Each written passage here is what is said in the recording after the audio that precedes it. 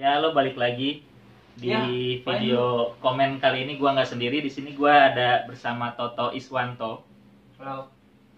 Jadi di sini Toto Iswanto, intinya yang kita mau ngomongin, dia ini udah S3 di usia 28 tahun. 26. 26 tahun udah S3.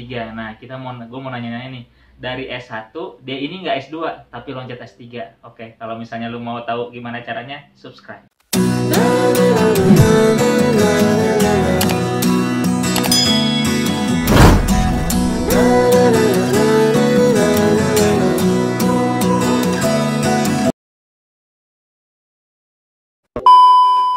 Sebenarnya selain itu juga, gue sempat dengar lu itu bisa dibilang tanda kutip manusia beasiswa dari SMP. Dari SD sih. Dari SD. Nah, mungkin boleh cerita nggak dari situ? Karena kaitannya kayaknya sama prestasi ya. Iya. Jadi dari SD kelas 1 lu udah dapat beasiswa? Enggak, kalau kelas 1 enggak, tapi kelas 3 lah.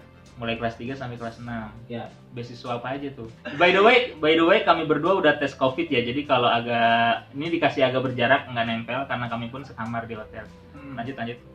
Jadi ini alhamdulillah dari kelas 1 SD itu sampai kelas 5 itu ranking 2 terus. Oke. Nah, kemudian dari kelas 5 semester 2 ya sampai SMA Ya. ranking 1 terus.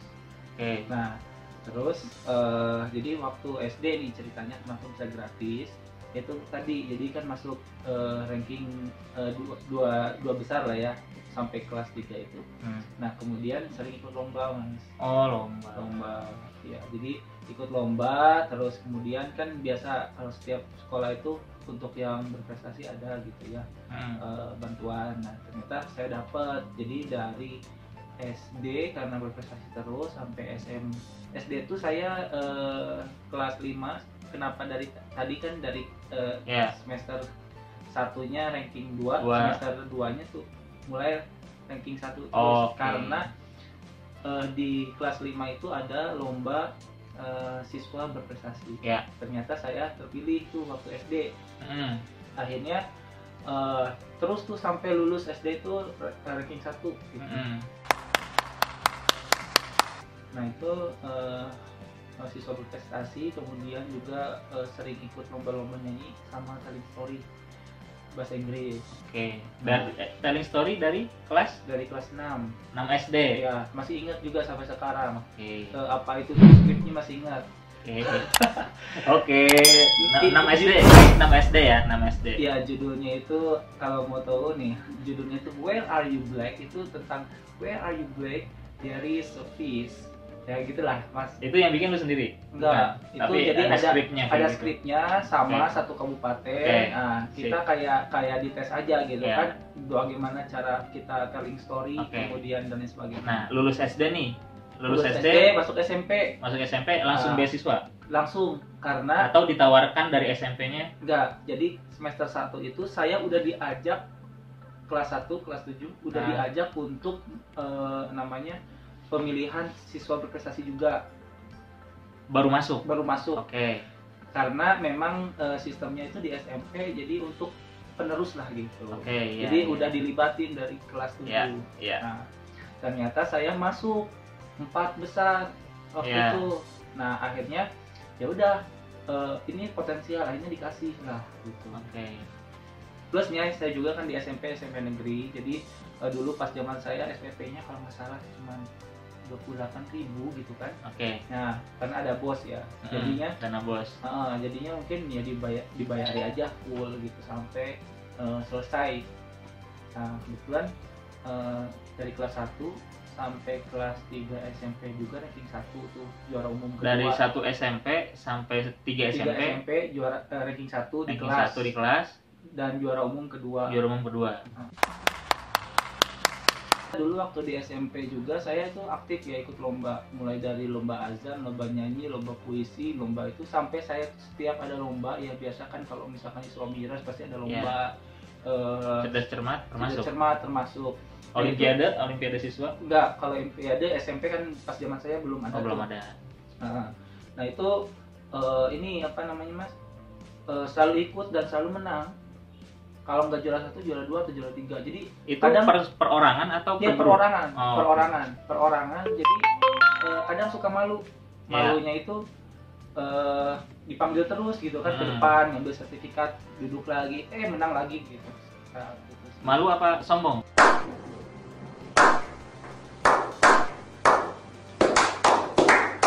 Malunya itu kok kayak serakah banget gitu kan anak ini gitu kan Iya, semuanya iya. diambil, padahal waktu itu teman-teman di kelas itu ya biasalah gitu, disuruh itu Oke. nggak mau mewakili, akhirnya Oke. ya udah saya ternyata menang Terus gitu. lanjut, berarti SMP juara umum kedua, Juara SM. umum kedua, SMA?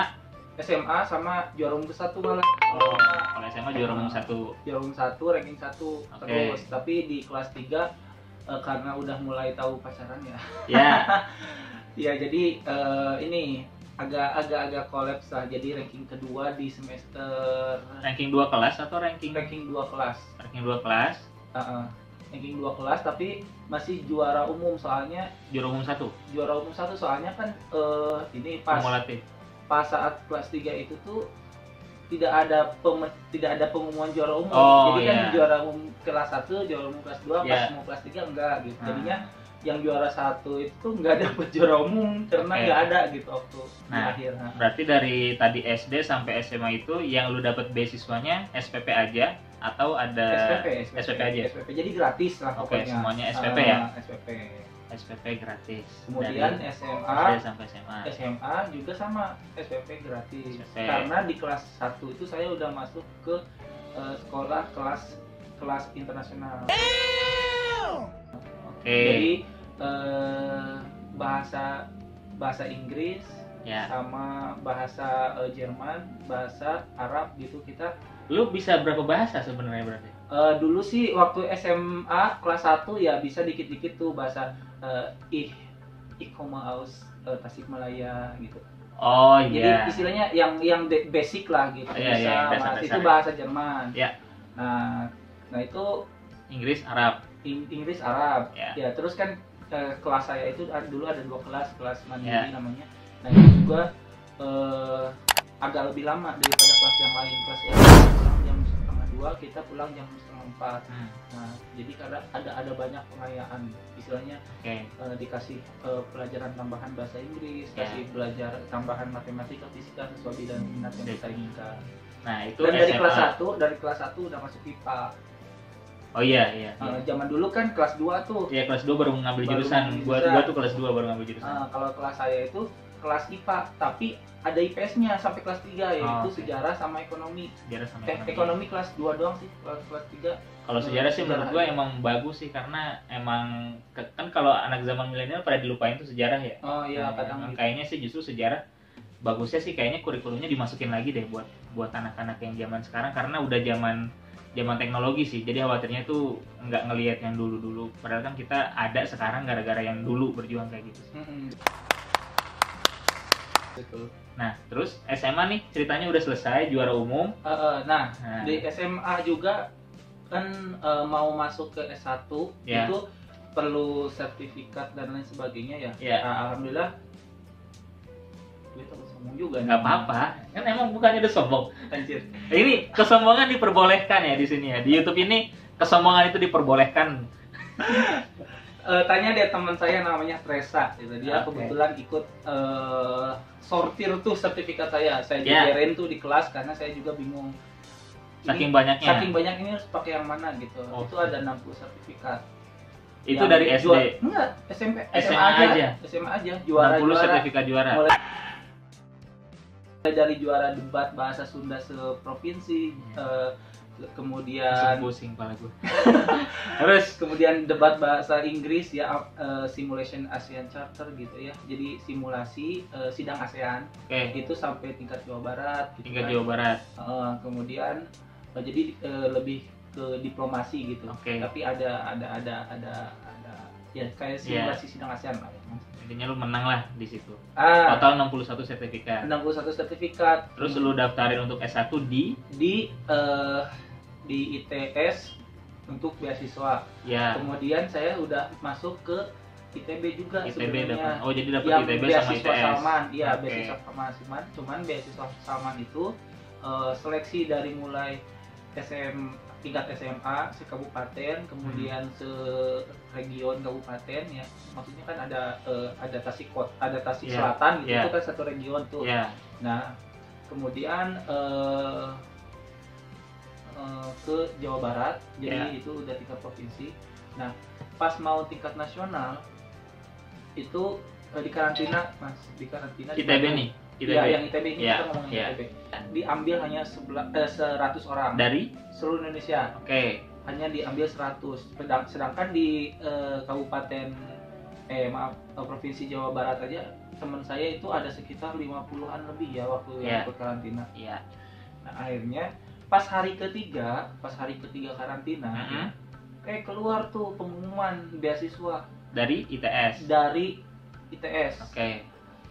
Akhirnya ya udah deh, daripada ngambil yang belum pasti, karena saya juga waktu sosialisasi bareng sama teman di tempat karantina itu, wah ini orang-orang pintar semua gitu kan. Jadi hanya keberuntungan dan juga istilahnya kerja keras yang lebih yang bisa membuat kalian sukses gitu aja. Buat kita hari ini tuh ya.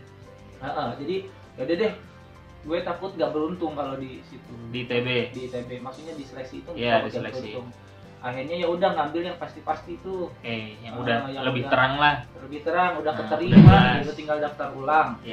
Akhirnya lu pindah ITS. Itu full beasiswa. Apa aja tuh kalau boleh tahu? SPP sama biaya bulanan. Biaya bulanan berapa kalau boleh tahu? 600.000 biaya bulanan. ITS tuh Institut Teknologi 10 November. Di sana Surabaya. Ya, di Surabaya. Ya itu banyak juga tuh yang sampai sekarang salah tuh. ITS Institut Teknologi Surabaya kan. Institut Teknologi 10 November. Kalau gue sebagai orang awam, gue taunya itu ITS adanya ITB. Tapi itu benar juga ya, bisa ya? Sebenarnya sih kalau AD dari segi umur memang ini lebih muda. Tapi menurut gue prestasi lebih banyak. Oke.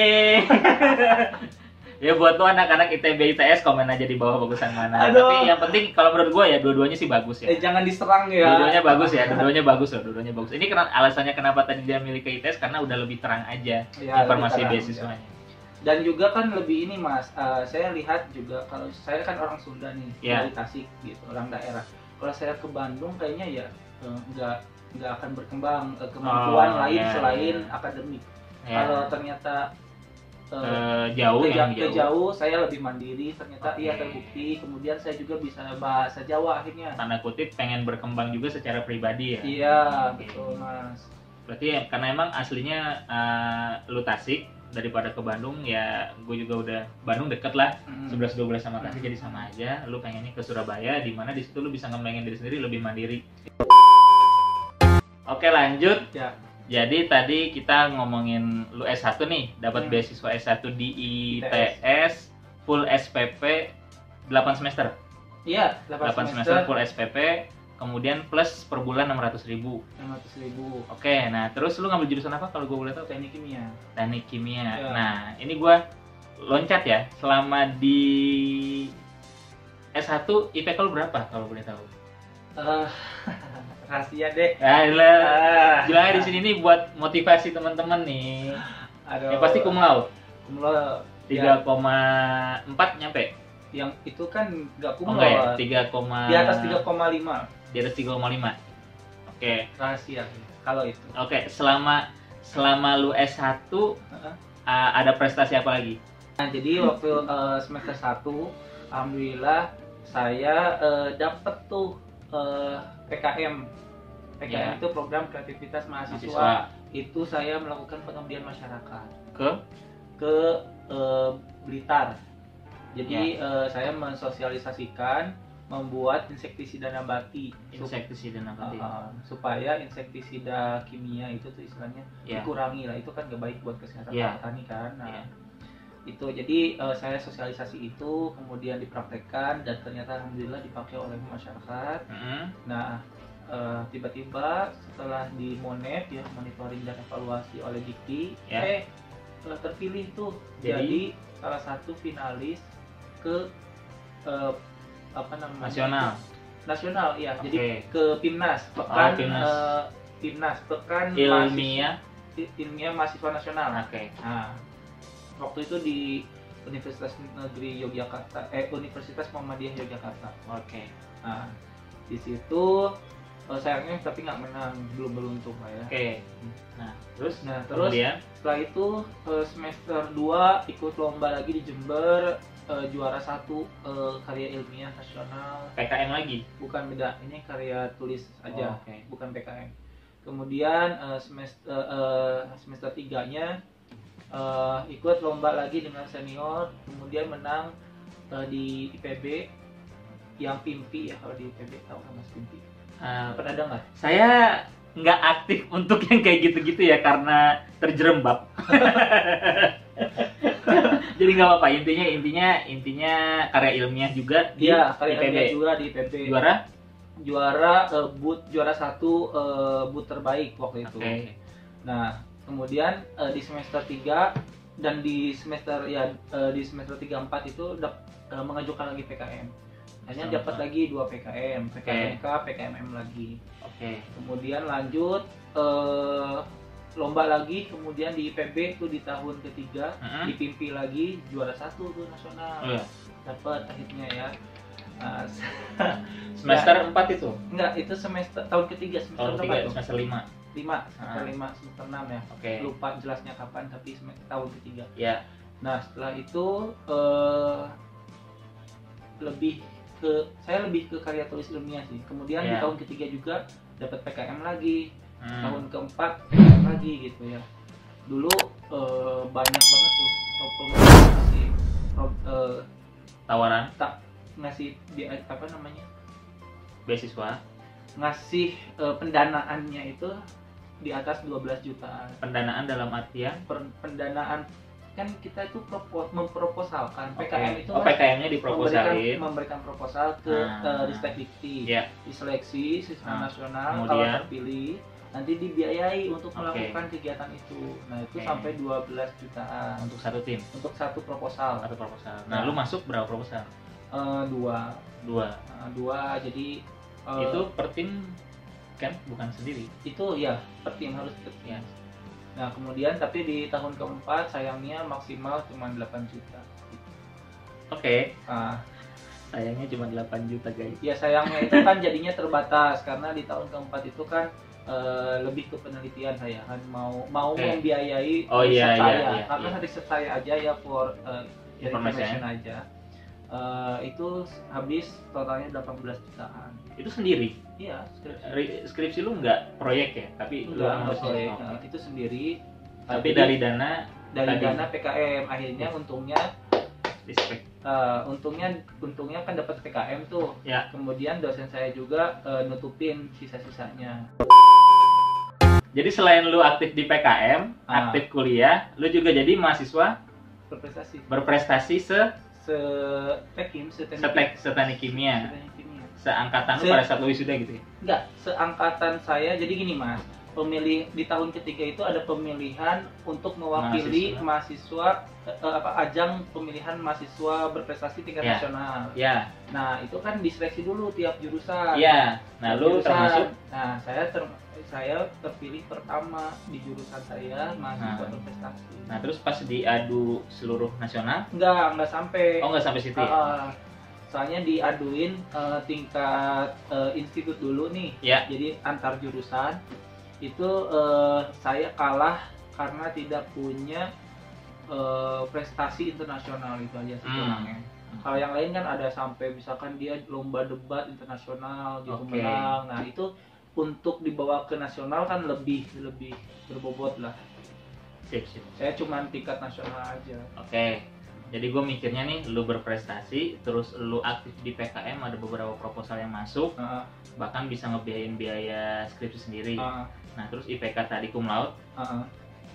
Selain itu, gue juga sempet dengar lu ada kesibukan nyari pendapatan lain. Selain itu. Betul. Selama jadi mahasiswa S1 nih. Apa boleh nggak diceritain? Boleh. Kayaknya ini jadi bahan buat mahasiswa yang lagi ngerantau deh. Boleh. Jadi gini ya, kalau di Surabaya itu saya ITS khususnya itu, jadi ada di semester 2 itu libur panjang sekitar 3 bulan. Nah, di Surabaya banyak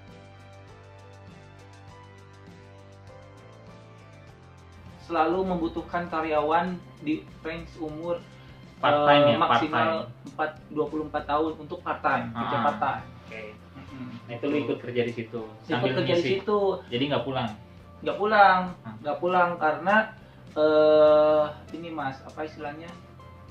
Ya itu waktu itu juga kan lebih baik kerja gitu daripada pulang, yang di kampung itu saya juga kurang produktif. Ya, belum tahu juga mau ngapain kalau pulang. Gitu. Betul. Jadi lu nyari kesibukan yang menghasilkan. Yang menghasilkan, yang bisa bantu orang tua lah gitu. Boleh tahu nggak berapa per hari? Bayarnya per hari per bulan? Harian. Berapa? Tapi sebulan sekali, tapi dihitung per sekali datang. Oh, jadi mulai per harinya?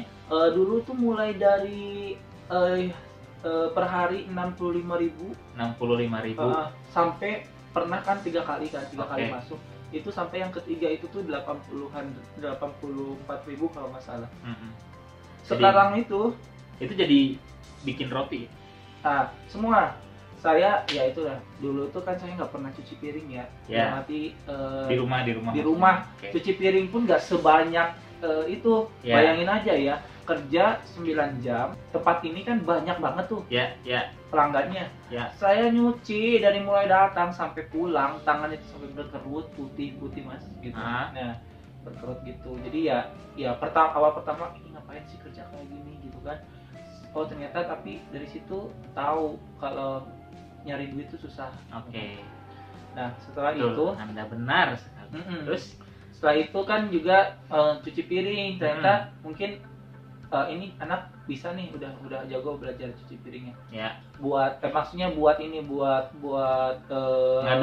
bikin adonan. Buat adonan, kemudian ke salad bar, jadi bikin salad, kemudian bikin namanya itu tuh pasta. Bikin spaghetti dan lain sebagainya gitu kan Mas. Nah kemudian topping di atasnya. Topping pizzanya. Jadi itu selama 4 tingkat kuliah, setiap 3 bulannya lu ke situ. Di tahun kedua. Tahun kedua sampai tahun keempat. Ya kan, soalnya 3 tahun ya. 3 kali kan. Di liburan, pokoknya di liburan ke semester keduanya aja dari. Tapi buat skala mahasiswa itu lumayan lah ya, 80.000. Lumayan Mas, lumayan. Saya pun bisa kan gini, seminggu itu bisa 3-4 kali. Kali aja 80 tuh ya. Dikali 80 kali 4 gitu kan. Siap. Ada lagi nggak selain itu kreativitas yang bisa bikin lu ngasilin duit gitu selama lu kuliah S1? Ada. Apa? Dulu kan ini saya juga ikut untuk bikin, saya juga bisa desain. Desain apa nih? Bangunan? Enggak, desain logo, desain baju. Iya. Jadi saya waktu S1 tahun ketiga, tahun ketiga itu juga jualan jaket. Jaket kampus ya, jadi istilahnya ada logonya lah gitu. Target pasar lu berarti biasanya nih anak-anak yang baru masuk, atau alumni ya? Biasanya alumni juga banyak yang beli. Alumni karena desainnya ya eye catching, bagus lah gitu. Dan mereka tuh istilah pengen nostalgia nih, gimana ya nyari jaket kampus gua gitu ya. Betul. Bisa ngasilin berapa dari jaket itu? Dulu kan saya dua kali ya, ini 2 kali produksi. Produksi pertama itu tuh omsetnya sampai 86 juta. 3 minggu. Bentar nih, 3 minggu omset 86 juta mahasiswa. Terus? Emang sombongnya nggak berkurang ya? Lanjut.